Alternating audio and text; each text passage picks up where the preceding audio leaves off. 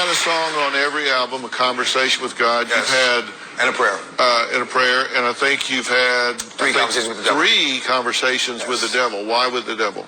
Well, to make a fair decision, I think you have to be aware of both sides. And I was approached, so of course I had a conversation. It doesn't mean I rode with him or believed him. I just was able to recognize him by what he said to me and what he offered me. Say, oh, now I know you are. That's why I stopped talking to him. I've put out 7 albums, but he's only on 3. Right. Is there anything that we haven't talked about that you want to talk about?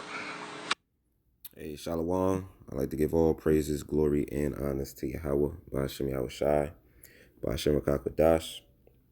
I'd like to give double honors to the apostles and the elders of Great Millstone who rule well. Peace, salutations, and blessings to the elect who firmly believe on Yahweh, Ba'ashem Yahushai. Now, that clip you just witnessed was, with DMX. And the point that stood out, in that particular segment was the fact that he had 3 conversations with the devil. And he made the statement that, in order to, roughly paraphrasing, in order to know God, in order to know righteousness, you got to know what the devil is like, and then he was able to determine or use his discernment based upon what he said and what he had offered him. And that's why he had 3 conversations with him, because he said he pretty much didn't choose Satan's route or the devil's route, and that essentially, he's pretty much telling you that the devil's the so-called white man, in the physical form, because, spiritual demon Satan's not going to sit there and have a conversation with you, and the 3 conversations that he was talking about was Damien 1, Damien 2, and Damien 3. And when you listen to those songs, he tells you, he rode with him, for a minute, and he also made the statement that, he sold his soul to the devil and the price was cheap. Even when you watch that movie Belly, he had, I believe in the beginning, it was the scene with his son, they were drawing out that 6-point star, which goes into Satanism, so he did, sell his soul, according to, the lyrics in which he mentioned, talking about the sacrifices of close friends and things of that nature, in which he had to do to acquire the wealth that he had in the beginning. And that's one thing that the devil requires, is sacrifices. The Heavenly Father requires sacrifices in righteousness. The devil does as well in wickedness. And the devil had a conversation with Yahushua, right? And this is how we know that Yahushua didn't roll with Satan, because of the conversation written, right? This is the book of Matthew, chapter 4. I'm going to start at verse 1. It says, Then was Yahushua led up of the Spirit into the wilderness to be tempted of the devil. And when he had fasted 40 days and 40 nights, he was afterward and hungered. And when the tempter came to him, he said, If thou be the Son of God, command that these stones be made bread. But he answered and said, It is written, Man shall not live by bread alone, but by every word that proceedeth out of the mouth of the Heavenly Father.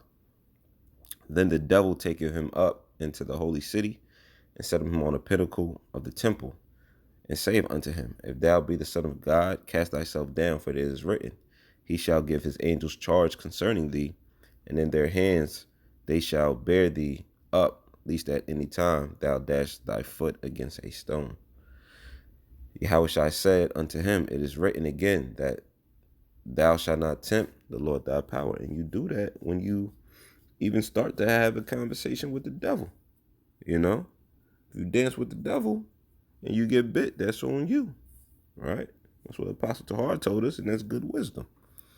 It says, Again the devil taketh him up into an exceeding high mountain, and showing him all the kingdoms of the world and the glory of them, and saith unto him, All these things will I give thee, if thou wilt fall down and worship me. And that's the okie doke in which our people who are in the entertainment industry fall for every time.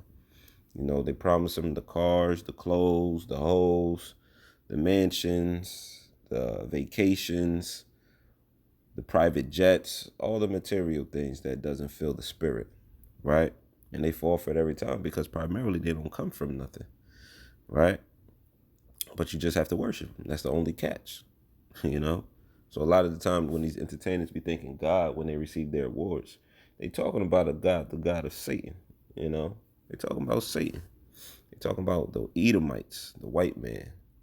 It says, then said Yahweh unto him, get thee hence, Satan, for it is written, thou shalt worship the Lord thy power, and him only shalt thou serve. Then the devil leaveth him, and behold, angels came and ministered unto him. So when you strong in the spirit and you strong in Yahweh Ba'ashem Yahushai, you combat him with the scriptures. Wisdom and knowledge shall be the stability of that time, and the fear of the Lord is his treasure.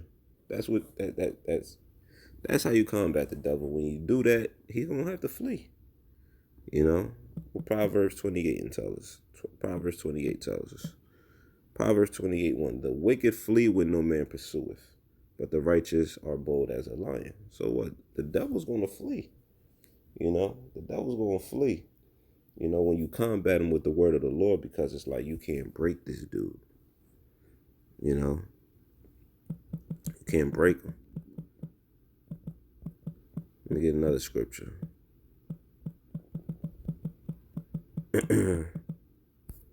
Because here, those who claim themselves to be spiritual, the devil's going to test you. He's going to test you, man. This is 1 Peter chapter 5, verse 8. It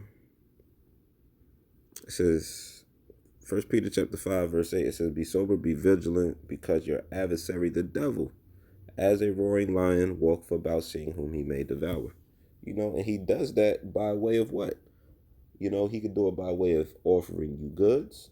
He could do it by offering you pleasures. You know, by giving you false promises. He can do it by just putting infirmities upon you. He could do it by putting a thief in your path. He could do it by way of burning your house down. You know, but the devil, the spirit of the devil, has to hop on individuals in order to move you, in order to agitate you, right? Because the point is for him to what? Devour. You know, when it came to Job, his intent was to what? Devour Job. Not completely, but take his substance, take his strength, take his health. He just couldn't take his life because the Lord didn't sign off on that. You know? So when it came to DMX having a conversation with the devil 3 times, you know, he didn't understand ultimately that the devil's purpose was to devour him, you know? And when he did flesh of my flesh, blood of my blood, and, you know, he was dripped in all of that blood. If I'm not mistaken, he may have laid in a coffin and things of that nature as far as the sacrifices. I'm not sure if he did them, you know, but, you know, here it is. He sold out to a certain extent, but he may not have wanted to do those rituals anymore. That's why they're fucking with him the way they are fucking with him now. And one way the Illuminati fucks with you to make it believable, whatever your vice is, you know, they're gonna make it look like your ending was because of your own. It was your fault that your ending came, because everybody know that DMX did drugs. Everybody know DMX did drugs. That was his thing. So it's nothing to make it look like he overdosed and for the people to believe it. If there's a rapper that's always talking about gun violence, engaging in gun violence, he's a gang member, it's easy to believe that, oh, he died by way of gun violence. You know, it's easy to stage that performance, so to speak. You know, it says verse 9, it says, whom resist steadfast in the faith, knowing that the same afflictions are accomplished in your brethren that are in the world. Right? So essentially, once you understand the angle of this devil and Satan, you know, he can't fuck with you, man. Because why? The spirit and power of Yahweh Ba'ashem Yahushai is upon you. Let me get Wisdom of Solomon, chapter 13. Let me start at verse... Let me see. Is this the chapter? That's not the chapter. Might be Sirach.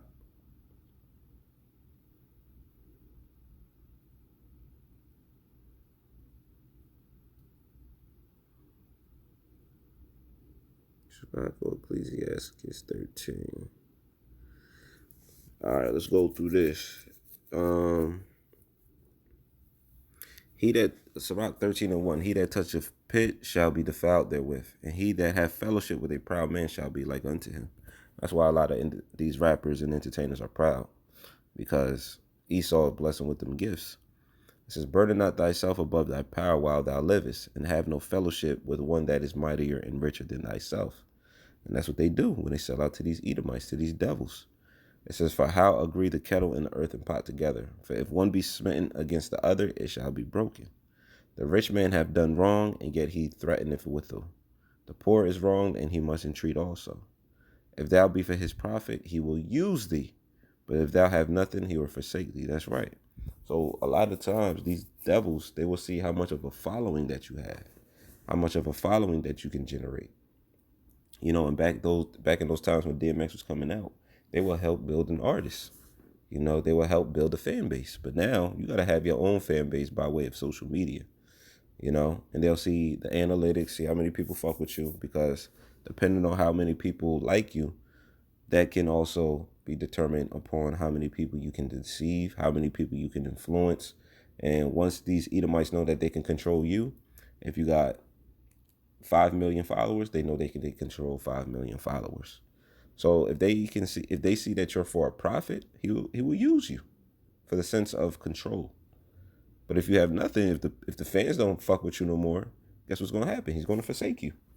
Because if you don't have the following you once had following you or listening to you or moving according to your lyrics, he's going to forsake you. That's the devil. If thou have anything, he will live with thee. Yet he will make thee bear and will not be sorry for it. He will not, look, man, I firmly believe that, you know, those people, those Edomites, the lesser luminaries, you know, drugged him up, man. And they're not sorry for it. It says, if he have need of thee, he will deceive thee and smile upon thee and put thee in hope. He will speak thee fair and say, what wantest thou? He's gonna give you an offering. What you want? You know, here's a blank check. Write your number. You know, that's how these devils move, man. Especially if they find you to be useful.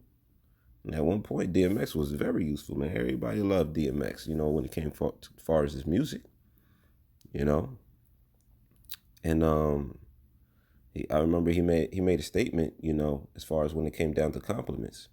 He was like, you know, because the same person that's giving you a compliment and you believe it, that same person that can give you a detriment or can speak bad upon you, you give them that same power to believe it as well, you know. So he made the statement as far as, you know, you may give me a compliment, I'd appreciate it, keep it moving, but whatever I think of me, that's what I'm going to move according to. Roughly paraphrasing. That's what DMX said, you know. So these devils, they understand psychology and they know how to get people to do what they want. And initially they use the material items. It says, and he will shame thee by his meats until he have drawn thee dry twice or thrice. And at the last he will laugh thee to scorn afterward. When he seeth thee, he will forsake thee and shake his head at thee. And that's what they do when they come down to DMX. Oh, he's in jail again. You know, so on and so forth. This guy really hasn't had a happy life, man. And you can see it after that third conversation, because he may have not wanted to do those rituals anymore. He wanted to sign to see if the Lord was even still fucking with him, because he know he sold out. It says, beware that thou be not deceived and brought down in thy jollity. If thou be invited of a mighty man, withdraw thyself. Be like, no, thank you. You know, and so much the more will he invite thee. He's going to be on your ass if he wants you. You know, it says, press thou not upon him, lest thou be put back. Stay not far off, lest thou be forgotten. Affect not to be made equal unto him in talk, and believe not his many words. For with much communication will he tempt thee, and smiling upon thee will get out thy secrets. You know, he's going to target those pain points. He's going to ask for your pain points. He's going to ask about your families.